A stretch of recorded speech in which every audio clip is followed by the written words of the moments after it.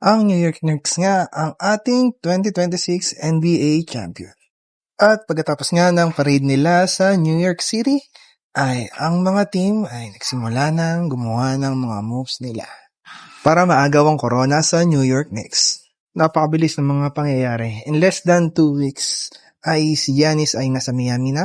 Si Jaylen Brown naman ay napunta sa Philadelphia 76ers.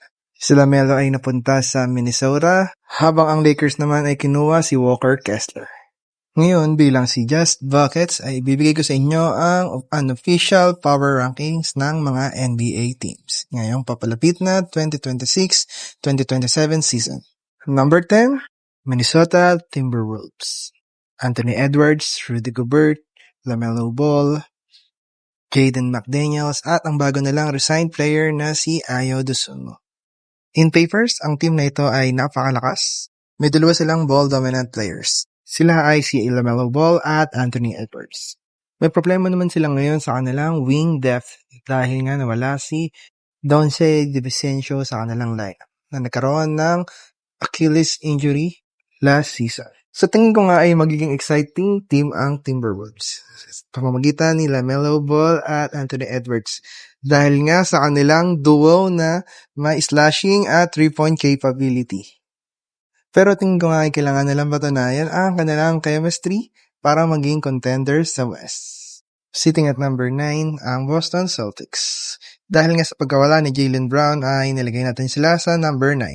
Pero sa pagkabalik ni Jason Tatum ay tingin ko masisigurado natin na magkakaroon sila ng 50 plus wins dahil sa pagkuha nila kay Mitchell Robinson na galing New York Knicks, kay Paul George na isang veterano at all-star caliber player. Si Paul George din ang isa sa mga kailangan nila dahil magaling rin ito sa 3-point line. Kasama si Mike Conley na isang veteran point guard. Nagawa nga nilang mag-50 wins last season kahit wala si Jason Tatum. Kasama lang nila si Jaylen Brown. Sana natin ang kaya nilang mag-50 wins ngayong season. Number 8, ang LA Lakers. Si Luka Doncic nga ay nasa kanyang prime age na 27 years old. Nilagay ko nga sila sa number 8 dahil sa pag-reshuffle ng roster lineup ng LA Lakers. Sa paghingi ni Luka Doncic ng A-list center sa LA Lakers, ay ginawa niya ito ni Rob Pelinka ng paraan. Kinuha nila si Walker Kessler sa Utah Jazz sa pamagitan ng sign and trade na may halagang $130 million in 4 years contract. Si Walker Kessler nga ang magiging defensive leader nila ngayong season na may 2.4 blocks. Magaling rin siyang mag-shoot ng mga lob pass gaya ng mga ginagawa ni Luka sa kanyang mga big man. Magaling din siya sa post-up moves at mataas ang kanyang percentage sa ilalim. Si Austin Reeves nga ay pumirma na rin ng kontrata na may 4 years, $185 million. Kinuha na rin nila si Mamu Kelashvili sa free agency. Magaling rin siyang wing na may average na 11.2 points per game sa Toronto. Kasama niya nga rin si Colin Sexton at si Quentin Grimes na papalit sa role ni Marcus Smart. Isang magiging problema ng LA Lakers ang kanilang depensa dahil nga pag pinagsabay mo si Sexton, Reeves at Luka ay magiging isang defensive nightmare ito sa Lakers. At isa pa ang problema nila ay si Kessler ay hindi pa nakapaglaro ng isang buong season dahil nga na-injury siya last season. Number 7 ay ang Denver Nuggets. Kasama si Nikola Jokic, Jamal Murray, at kung mapupunta sa kanila si LeBron ay malaking bagay ito. Maaaring maging top contender ulit sila sa West. Number 6 ay ang New York Knicks, ang ating NBA defending champions. Pero meron lamang silang 53 wins last season. At ngayon ay nabawasan pa ang kanilang lineup. Hindi nga dapat sila ang nanalo. Mababa ito kumpara sa mga teams ngayon sa NBA. Pa rin naman ang kanilang starting lineup na pinamumunahan ni Kat, Josh Hart at Jalen Brunson. Pero nga ay wala pa silang nadadagdag sa kanilang lineup dahil nga sa cap space. Magiging problema nga ito sa New York Knicks. Ang East nga ay mas magiging mahirap dahil sa pag-reshuffle ng mga teams dito. Kagaya ng 76ers, Cavaliers, Toronto Raptors na kinuha si Kawhi Leonard, at iba pang teams na magiging contender. Number 5, ang Miami Heat. si Giannis at si Bam. At ang bubuo ng kanilang Big Three ay si Andrew Wiggins. Nawala na sa kanila si Tyler Hero dahil pamalit kay Giannis at si Norman Powell naman ay pumunta ng free agency.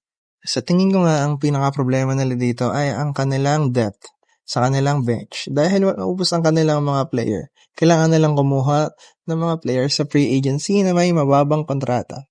Pero tingin ko nga ay magagawin ito ng paraan ng Miami Heat sa pamamagitan ng kanilang pag-develop sa mga players. Dahil dito sila magaling.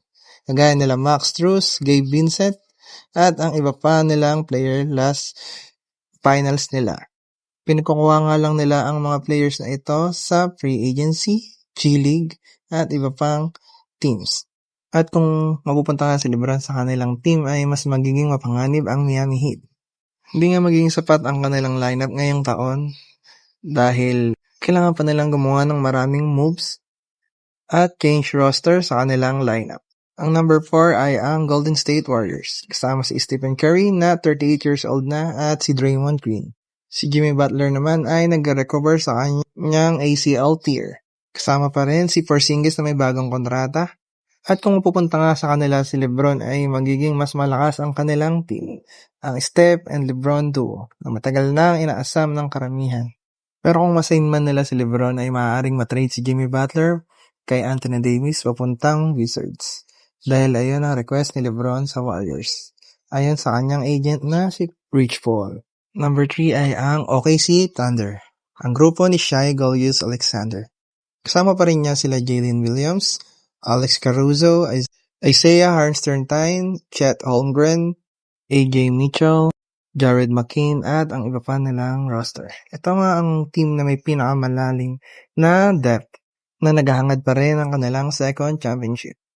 Sa numero 2 ay ang San Antonio Spurs. Si Wemby nga ay 22 years old pa lang at isa sa pinaka-gifted na big man prospect mula kay Shaquille O'Neal. Kakapirma niya nga lang rin ng kanyang rookie max extension na may $252 million na lock-in through 2031. At ang San Antonio ay nagtatayo ng dynasty. Nagdagdag pa nga sila ng player na si Tobias Harris sa kanilang wing department na may average na 13 points per game last season. Naresign din nila si Julian Champagnie na may $45 million sa 3 taon. At nag-add din sila ng addition sa kanilang coaching staff na si Billy Donovan bilang lead assistant coach na may experience na 11-year NBA head coach, NCAA championships. Mas pinalakas pa nga ng Spurs ang kanilang lineup at fully loaded na ang kanilang roster. Number 1, Philadelphia 76ers. Controversial nga ito, pero pakinggan nyo muna. Si Tyrese Maxey ay isang top 10 point guard ngayon. Kasama si BJ Edgecamp na isang rookie last season pero pinatunayan niyang isa siya sa pinaka-explosive na athlete ng naraang 2026 season. Si Jaylen Brown naman ay isang 5-time All-Star, 2024 Finals MVP at may average na 28.7 points per game. Ang pinakamataas niya sa kanyang regular season. Si Joel Embiid naman na lang kanilang sentro. Kung malusog siya at healthy at maalis ang kanya injury-prone ay siya ang magiging pinakadominanteng sentro sa opensa. Si Dean Wade naman mula Cavaliers ay kinuha rin nila na may pinakamataas na plus-minus sa kanyang team nung naraang season na may plus-minus 28. Si Anthony Simons naman ang kanilang kinuha sa free agency na pinaka-efficient na scorer. At ang pinakamatindi dito ay ang pagkuha nila kay LeBron James sa pamamagitan ng general manager dati ng Warriors. Sinabi nga ni Bob Myers na pumunta na lang si LeBron sa 76ers dahil ito ang may pinakamalaking chance na mag-champion siya. At sa pagitan ng Larry O'Brien Trophy at 76ers ay si Joel Embiid. Kung magiging healthy siya ngayong season at ngayong playoffs ay sigurado mapupunta nila sa kanilang kamay ang NBA Championship. At iyon nga ang unofficial NBA power rankings ng Jazz Facts ngayong parating na season. At kung hindi pa kayo nakasubscribe ay mag-subscribe na kayo. Ngayon, para sa mga latest at updates ngayong NBA season.